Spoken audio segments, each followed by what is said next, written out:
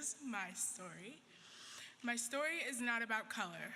It is about who I am authentically, about who I want to be to feel free. The fact that I have to tell my story, or a fragment of my story, to reach an audience and make sure they understand I matter is absurd.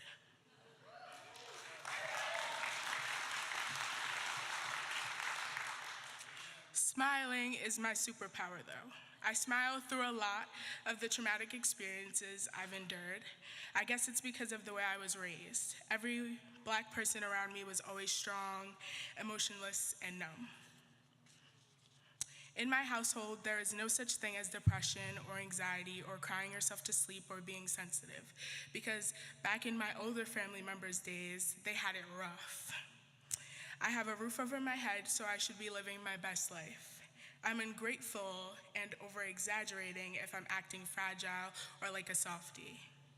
The only time I've ever seen an older person in my family shed a tear is at a funeral, but I've always wanted to ask them, have you ever felt so alone, ever felt as if you could see the walls of your life crashing down in front of you and there was nothing you could do to stop it, so you cry until there are no more tears and all that's left is this feeling of emptiness?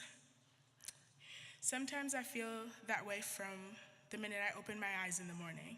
Can you believe that me waking up is enough to make a group of privileged white people mad? Not because I stole or anything, but because I, a Black female, had the grit to open my eyes and breathe another day. You can see it all over their little faces, their little racist faces too.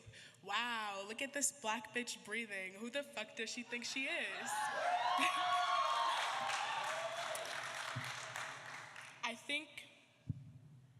I think of white people as confused fans, like, okay, they don't like me, they want nothing to do with me, but they watch my every move. Get injections all over their bodies to make parts of themselves thicker in places Black people were blessed with, go tanning, and pay hundreds of dollars to what? Look like me? Tell me if I'm wrong, but I think they're my biggest supporters.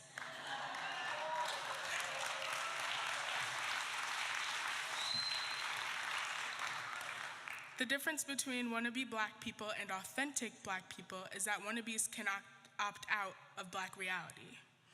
I don't get a choice. Once the cops come out, once whips are cracked, once triggers are pulled, wannabes no longer have to deal with that box of oppression. I simply cannot break out of the electric fence of brutality. It runs currents through me at all times. It always slips my mind, that 100+ years ago, I would have been considered 3/5 a person. We were sold left and right, raped and lynched simply for being Black. These thoughts creep into my mind, body, and spirit whenever I allow what privilege I do have to crowd my judgment, when I believe I should be free and have the audacity to want to sit at the white man's table, the table I helped assemble. Recently, I found hope scrolling through Twitter.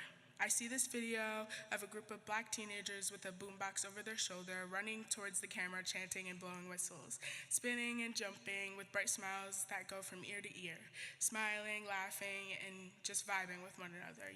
Basically just like at every Black family gathering ever.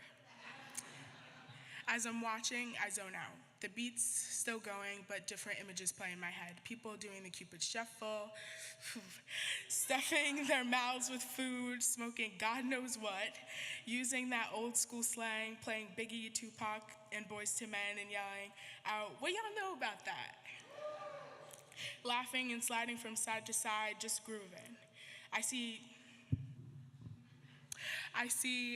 day turning to night and toddlers trying to fight their sleep patterns, cars pulling up and pulling off, adults grabbing plates and stuffing them for the next day's lunch, dinner, and maybe even breakfast. Watermelon, sweet potato pie, jerk chicken, curry chicken, collard greens, Brussels sprouts, baked macaroni, rice and beans, hot dogs, hamburgers, pasta salad, broccoli, steak, sweet potatoes, and yams. It gives me reassurance. It gives me hope. For once, I get to see people coming together, not begging for the world to hear our cry for change when our Black family members were being killed daily by the same people who are supposed to protect us. It's different, like the waves at night when no one is in the water disrupting the currents, the feeling of being away from home and coming back to the smell of a home-cooked meal. Everyone in the backyard is happy. I feel human in that moment.